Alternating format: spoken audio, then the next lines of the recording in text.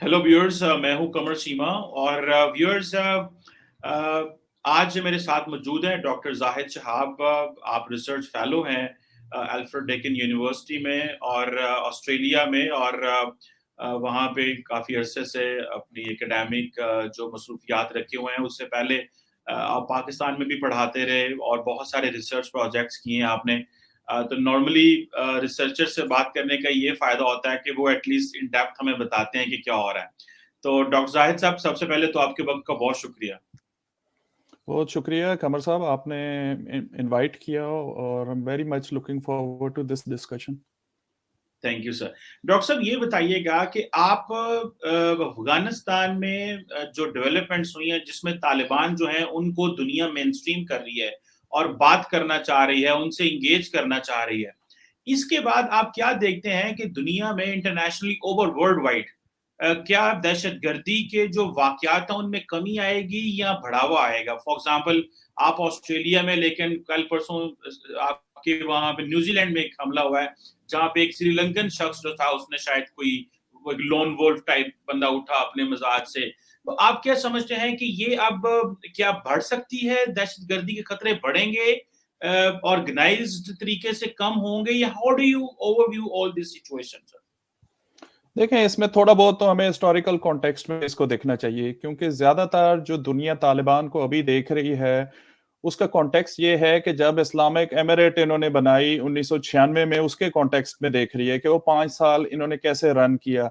उस 5 साल में जो है क्या जो दहशतगर्दी थी उसका स्पिल ओवर हुआ cross borders link to Afghanistan, तो उसमें एविडेंस है कि अलकायदा हो गया, या इंडिया में जो जम्मू एंड कश्मीर में जो इंसर्जेंसी बढ़ी, इंडिया की अपनी रिजर्वेशंस हैं।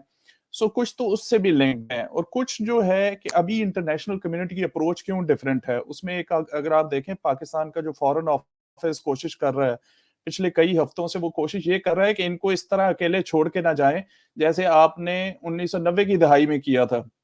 अब छोड़ के चले गए, वैक्यूम क्रिएट हुआ और यहाँ से फिर दहशतगर्दी की जो जड़ें जो हैं वो फैलती गई, और उसने साउथ एशिया और उससे बियॉन्ड भी उसके इम्पैक्ट्स आए।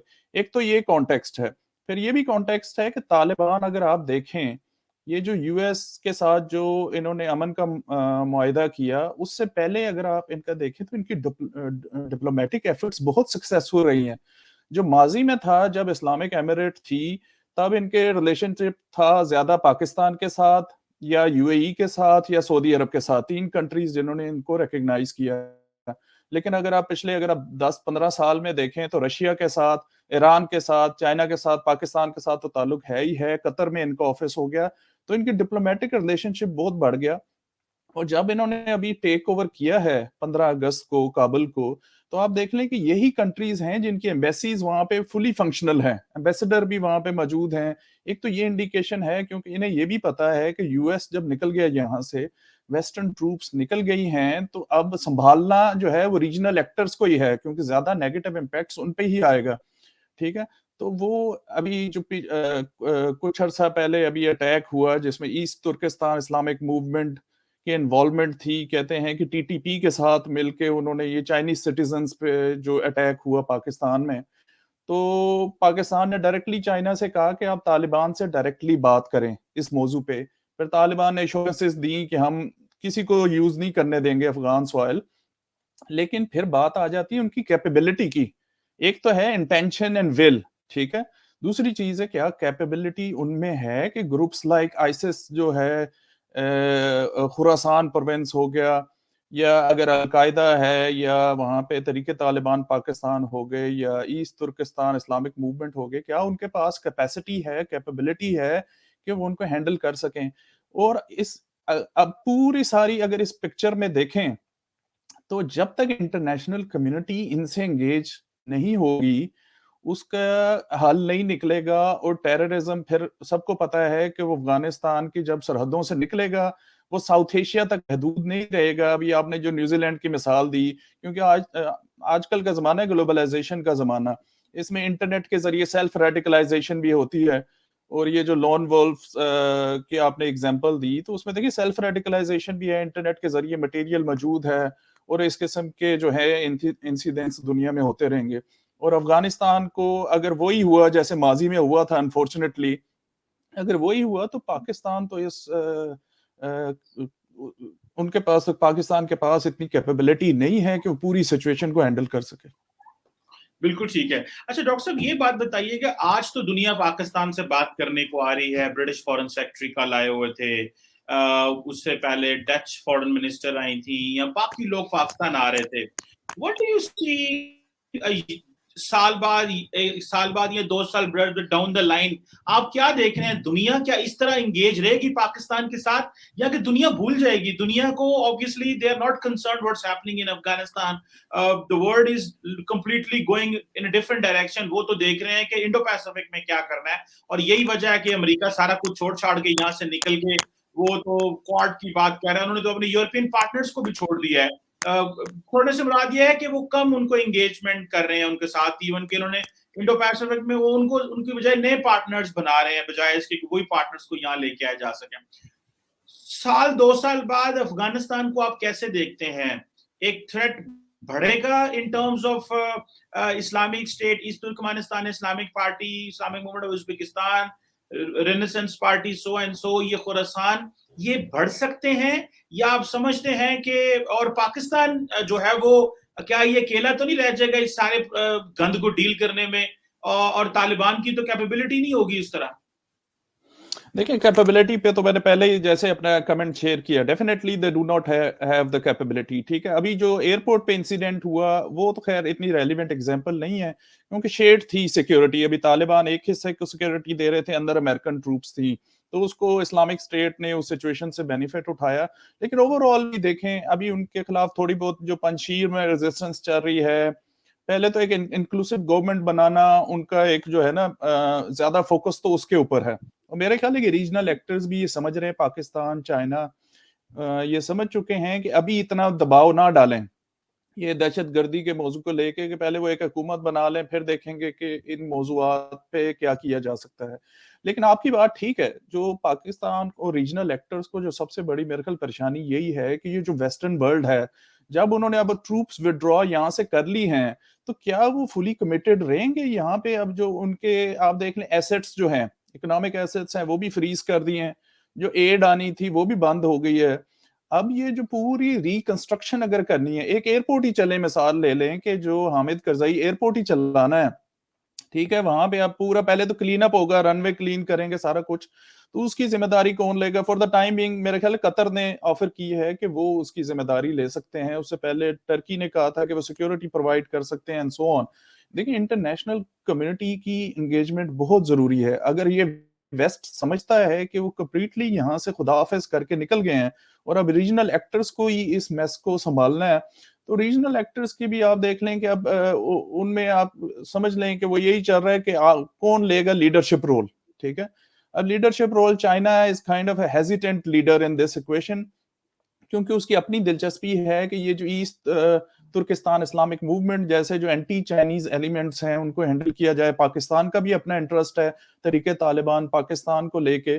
तो जो रीजनल एक्टर्स हैं उनके पास तो कोई चॉइस नहीं है to set on the sidelines. ठीक है, उन्होंने तो अपनी एंगेजमेंट करनी ही करनी है, but do they have the financial capability to handle the situation? और जो वेस्ट, मैं कहूंगा कि वेस्ट सिर्फ रेफ्यूजीज के इशू को ही लेके पाकिस्तान को इग्नोर ही कर सकता है इस पूरी सिचुएशन में। 2 साल बाद अगर वो समझ रहे हैं कि वो भूल जाएंगे पाकिस्तान को, इट्स नॉट पॉसिबल। भले पाकिस्तान की देखें पॉलिसी है कि जैसे 1996 में जब इस्लामिक एमिरेट बनी थी तो कुछ रेफ्यूजीज वापस चले गए थे, अफगान रेफ्यूजीज। अभी भी हो सकता है ख्वाहिश यही होगी कि कुछ अपने घरों को वापस चले जाएं, लेकिन अगर नहीं भी जाते तो पाकिस्तान में वो परमानेंटली नहीं रहना चाहते। अक्सर की ख्वाहिश होती है कि वो वेस्टर्न कंट्रीज में कहीं उन्हें कोई सिटीजनशिप मिल जाए या असाइलम मिल जाए और सो ऑन। तो वेस्ट की तो देखें एंगेजमेंट रहेगी इनडायरेक्टली और डायरेक्टली। अभी मेन इशू ये है कि whether they have the desired political will कि जिसके तहत वो अफगानिस्तान के लिए कोई फंडिंग पैकेज बनाए। ठीक है, पाकिस्तान भी यही कोशिश कर रहा है, रीजनल एक्टर्स भी, कि वो कोई ना कोई फाइनेंशियल कमिटमेंट करें, जिसकी वजह से अगर वो वेस्ट की वही अप्रोच होती है ना हमेशा से कि हम पैसे दे रहे हैं तो जो लेग वर्क करे, ठीक है, वो रीजनल एक्टर्स में पाकिस्तान की भी होगी विलिंगनेस कि वो करे, but who is going to pay for it? तो मेरे ख्याल है कि आने वाले कुछ महीनों में उसका पता चलेगा कि किस तरफ जाती है सिचुएशन। लेकिन ज्यादा उसका इन्हिसार इस चीज पे है कि क्या तालिबान लेड गवर्नमेंट जो है वो थोड़ी बहुत इंक्लूसिव होती है, नहीं होती। तो उस पे काफी हद तक जो है ये चीजें जो है उस पर डिपेंड करती हैं। जी, बिल्कुल ठीक। अच्छा डॉक्टर साहब ये बताइएगा कि आप क्या देखते हैं पाकिस्तान में क्या आइंदा जो मुस्तकबिल है अफगानिस्तान का, उसमें पाकिस्तान का क्या किरदार है? क्योंकि मैं अभी यहाँ पे हमारे एक बड़े सीनियर जर्नलिस्ट हैं तौहीद साहब, अवैस तौहीद, उन्होंने लिखा है कि DGISI आज काबुल गए हैं, वो सारी बातें मुलाकातें करेंगे एंड ऑल दैट। मैं ये जानना चाहता हूँ कि हमारी जो हमें यहाँ पे बात कर रहे हैं, क्या तालिबान हमारी बात सुनेंगे? एक तरफ तो वो कह रहे हैं कि TTP पाकिस्तान का मसला है, हमारा मसला नहीं, इस पे बड़ी बात भी हो रही है। आप क्या समझते हैं पाकिस्तान कितनी को लिवरेज रख सकता है तालिबान के ऊपर आइंदा आने वाले कुछ अरसे में? क्या आप समझते हैं फॉर सम टाइम ज्यादा लिवरेज होगी, जब वो स्टेबल हो जाएंगे तो लिवरेज कम होगी, या आप समझते हैं कि ये कॉन्टिन्यूस लिवरेज रहेगी क्योंकि तालिबान अभी स्टेट बिल्डिंग के प्रोसेस में है, स्टेट फॉर्मेशन के प्रोसेस में है, कॉन्स्टिट्यूशन मेकिंग में? How do you see that sir?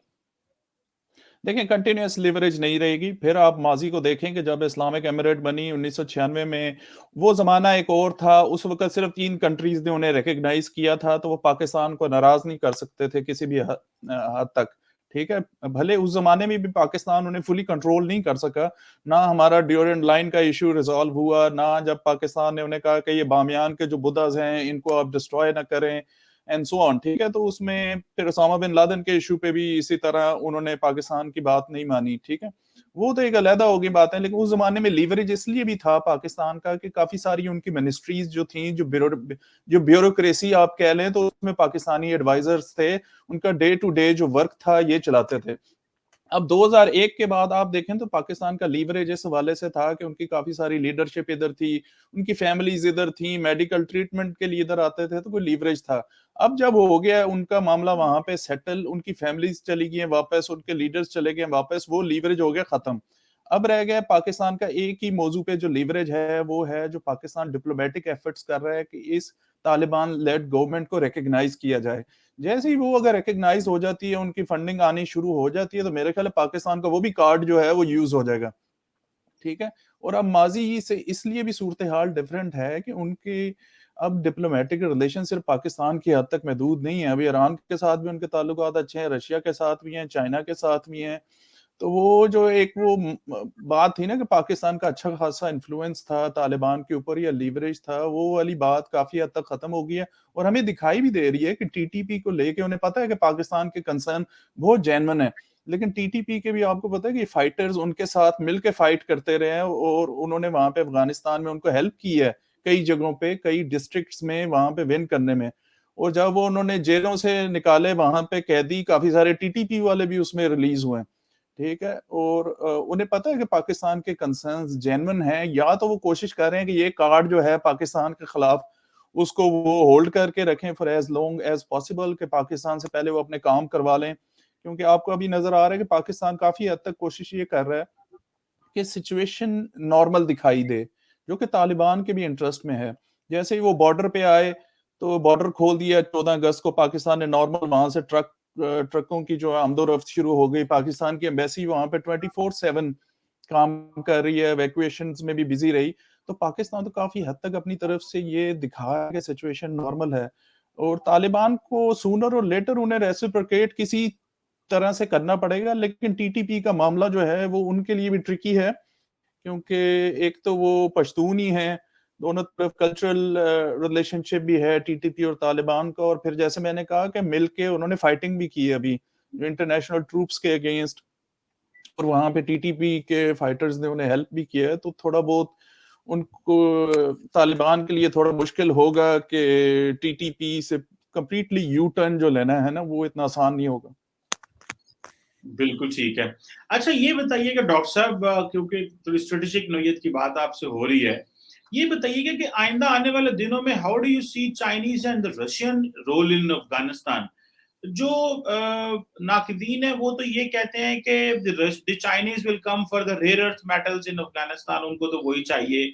वो तो फाइनेंशियली सीपैक, बीआरआई इनको कामयाब कराने के लिए अपने कनेक्टिविटी प्रोजेक्ट्स को देखेंगे कि वो कैसे होता है, तो उस हिसाब से जितनी एक फाइनेंशियल सपोर्ट हो सकी वो करेंगे। What do you see as well the Russian influence? Because Russians are also speaking for so much for the arrival of Taliban और the revival of Taliban, उनके फेवर में बात कर रहे हैं। आप इन दोनों का आइंदा आने वाले दिनों में क्या इन्फ्लुएंस देख रहे हैं अफगानिस्तान में? देखिए, जहाँ तक तो बात है कि ये जो सपोर्टिव कमेंट्स आ रहे हैं in favour of the Taliban regime और the US troop withdrawal from Afghanistan, ठीक है? अगर आप देखें तो जब US Afghanistan peace deal sign हुई तो जो सारे रीजनल एक्टर्स थे excluding India and the Ashraf Ghani government, उन्होंने इस डील को सपोर्ट किया कि यूएस ट्रूप्स यहाँ से जाएं, ठीक है? तो सबका एक किस्म का शॉर्ट टर्म जो ऑब्जेक्टिव था वो अचीव हो गया, ईरान का, पाकिस्तान का, चाइना का या रशिया का। अब जो in the long run now they are more worried about other issues, they are worried about terrorism and extremism, that how this is going to also directly और इनडायरेक्टली जो है वो इन्फ्लुएंस करेगी जो इस्लामिक मूवमेंट्स हैं in those countries और फिर terrorism as well.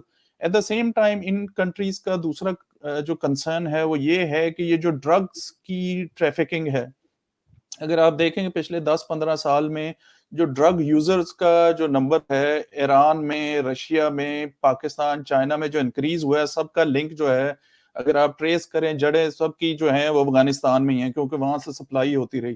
तो अभी तो इनके ये भी कंसर्न्स हैं जिसकी वजह से ये चाहेंगे कि एंगेजमेंट हो। रशिया मेरा ख्याल है कि कोशिश करेगा कि चाइना ही लीडरशिप रोल ले, और पाकिस्तान और रशिया की आप एक लिहाज से अप्रोच सिमिलर है कि वो चाह रहे हैं कोई ना कोई रीजन कोच बने। एक तो है कि शंघाई कोऑपरेशन को ये इस्तेमाल, क्योंकि उसमें अफगान जो है वेटिंग लिस्ट में है मेंबरशिप पे, ठीक है? ईरान भी है उसमें वेटिंग लिस्ट, और उन्होंने अफगानिस्तान का एक कॉन्टेक्ट बनाया था जो 4-5 साल से चल भी रहा है, ठीक है? एक तो डायनामिक है कि रीजनल के लिए पहले से एक ऑर्गेनाइजेशन मौजूद है which is led by China and Russia, कि उसके थ्रू थोड़ी एंगेजमेंट रखें क्योंकि रशिया की भी अपनी हिस्ट्री है और वो नहीं चाह रहे कि अपने आप को वो डिस्ट्रैक्ट करें from their bigger competition with the US, ठीक है? अगर वो इधर एंगेजमेंट करेंगे, यूएस खुद यहाँ से भागा है कि वो रशिया और चाइना पे फोकस कर सके in terms of bigger challenges. Joe Biden की अपनी स्टेटमेंट भी आई, उसने यही कहा कि हम यहाँ से विड्रॉ करके हम बिगर चैलेंजेस पे फोकस करना चाह रहे हैं। तो जियो स्ट्रेटेजिकली तो ये एक डायनेमिक बनती है, but I think in the whole equation India is perhaps the biggest loser here. अगर आप पूरा देखें, इंडिया के इन्वेस्टमेंट देखें, जो क्लोज टू $3 बिलियन इन्वेस्टमेंट जो की अफगानिस्तान में पास्ट 20 years और सो, और अभी एक किस्म का जो जियो पॉलिटिकल अलाइनमेंट्स जो हुई हैं उसमें इंडिया हो गया है more closer to the US, ठीक है? थ्रू क्वाड और सारा कुछ। और जहां तक आपने मिनरल्स की बात की कि चाइना उसमें इंटरेस्टेड होगा, उसमें भी देखिए कई दो किस्म की रिपोर्ट्स आ रही हैं। एक तो कहती हैं कि अफगानिस्तान में बहुत ज्यादा रिसोर्सेज हैं, ठीक है? कहते हैं लिथियम भी है और भी बहुत ज्यादा मिनरल्स हैं, लेकिन आप देखें पिछले 20 साल में कितनी कंट्रीज ने वो एक रिसोर्सेज निकाले हैं कि उनसे बेनिफिट उठा सकें। इंडिया का एक प्रोजेक्ट था जिसमें उन्होंने 10 बिलियन एक माइन में लगाने थे बामियान में, वो प्रोजेक्ट कभी स्टार्ट नहीं हुआ। जो चाइना की जो जितनी प्रॉमिस्ड इन्वेस्टमेंट थी मेजोरिटी कोई नहीं हुई। अशरफ गनी गवर्नमेंट की स्टेटमेंट आई थी लास्ट ईयर कि चाइना ने जितनी इन्वेस्टमेंट कहा था इम्प्लीमेंट कोई नहीं उन्होंने की इन अफगानिस्तान, कोई भी इन्वेस्टमेंट नहीं हो सकी। और उसने ये भी कहा था कि चाइना ज्यादा हो सकता है वहां पे इंटेलिजेंस रिलेटेड वर्क ही कर रहा था और उन्होंने अपनी जो है प्रोमिसेस को फुलफिल नहीं किया। अब ये फ्यूचर में पता चलेगा कि वो जो रिसोर्सेज वाकई हैं क्या वो उनको उनसे कोई बेनिफिट उठा सकता है या नहीं उठा सकता है। एक तो है कि सर्वेज मौजूद हैं, लेकिन हो सकता है जब आप ऑन द ग्राउंड जाएं तो वो वायबल ही ना हो, वो प्रॉफिटेबल ही ना हो कि वो वहां से आप कहें कि वो लिथियम निकाल सकें। अगर निकालने होते तो अमेरिका भी निकाल लेता, 20 साल वो वहां पे रहे हैं, तो उन्होंने क्यों नहीं निकाले फिर? चले, ये भी बड़ा वैसे इंटरेस्टिंग सवाल है, लेकिन डॉक्टर साहब एक आधा बस आपसे आखिरी सवाल करूंगा और वो ये है इंडिया के हवाले से। आपने कहा है कि इंडिया सबसे बड़ा लूजर है, लेकिन सर आप नहीं समझते कि इंडिया की दोबारा फिर जो है वो मौजूदगी अफगानिस्तान में वो आ रही है? और ये जो रिसेंटली इंडियन एम्बेसडर की मुलाकात हुई स्टेनिक से, उन्होंने, that is on the request of the Taliban, वो इंडिया शायद नहीं करना चाह रहा था लेकिन तालिबान की रिक्वेस्ट पे हुई है। तो आप क्या समझते हैं, आपको नहीं लगता, या how do you see this, के इंडिया का फ्यूचर रोल जो है वो, तालिबान को तो चाहिए पैसा, उनको तो चाहिए, वो अपने आप को इकोनॉमिक अपार्थाइड से बचना चाहते हैं, सो उसके लिए वो, आपको नहीं लगता कि वो अमेरिका, वो इंडिया से भी मदद लेंगे, वो सबसे मदद लेंगे, लेकिन इंडिया को वो दोबारा लेके आएंगे अफगानिस्तान में? Maybe they will be taking care of our security interest, but when it comes to development, business, economy, तो वो उनको शायद engage करेंगे। How do you see Indian role in Afghan Taliban's rule in India, Afghanistan? देखें, India के लिए भी अगर आप देखें ना, पॉलिसी इकोनॉमिक्स को आप सिक्योरिटी या पॉलिटिकल ऑब्जेक्टिव से अलहदा नहीं कर सकते। So same is the case of Jio economics and Jio politics. अगर इंडिया सिर्फ अगर वहां पे आके वो कहें कि तालिबान उन्हें आने देते हैं और वो सिर्फ वहां पे डेवलपमेंट वर्क करेंगे, तो ये भी जो है ना, ये भी कोई इतना होता हुआ दिखाई नहीं दे रहा, क्योंकि आप कभी भी इकोनॉमिक्स को पॉलिटिक्स और सिक्योरिटी ऑब्जेक्टिव से अलहदा नहीं कर सकते। अगर आप देखें 1996 में इंडिया की सिर्फ एक एम्बेसी थी काबुल में, जो उन्होंने बंद कर दी। फिर 2001 में उन्होंने सीखा कि नहीं, हमें थोड़ा रीजनल आउटरीच चाहिए, उन्होंने 4 कॉन्सुलेट भी खोल दिए उसके साथ ही, हाँ जी, इधर कंधार में, मज़ार शरीफ में एंड सो ऑन, ठीक है।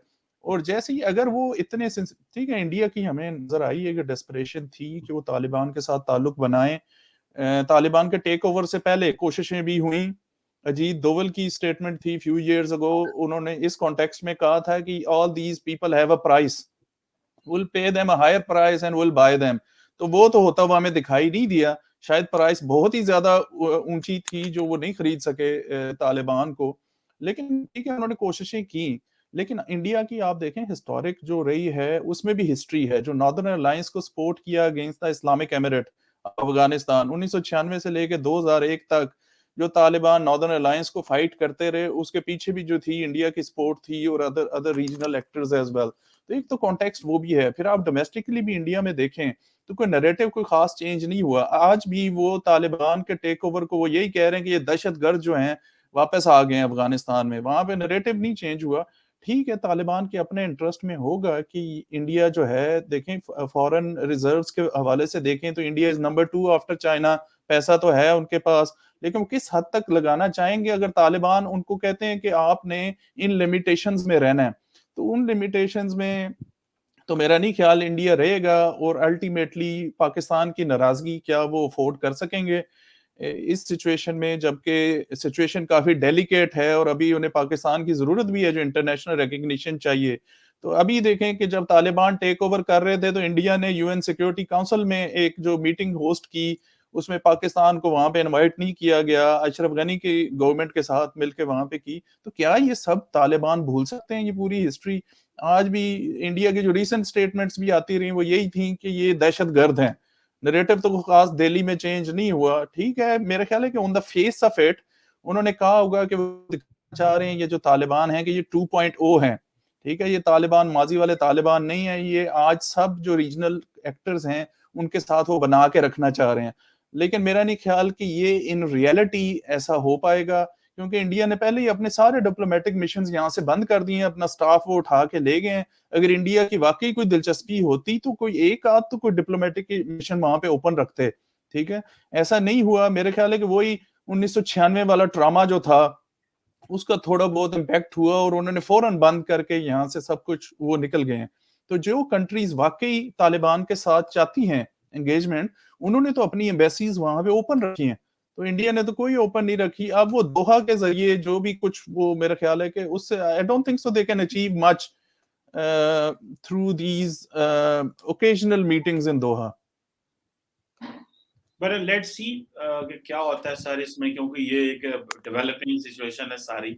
और लेकिन लगता तो ये है कि तालिबान सबके साथ अपना एक इंगेजमेंट रखेंगे, बट ऑब्वियसली वक्त ही बताएगा कि उनके ऊपर क्या प्रेशर आते हैं, क्या उनको इंगेज कहाँ पे करना पड़ता है और कैसे वो आइंदा चलते हैं। Thank you very much doctor Zahid Shahab साहब, सर आपने हमें वक्त दिया और अपनी वैल्यूएबल ओपिनियन दी। बहुत शुक्रिया सर। बहुत शुक्रिया चीमा साहब।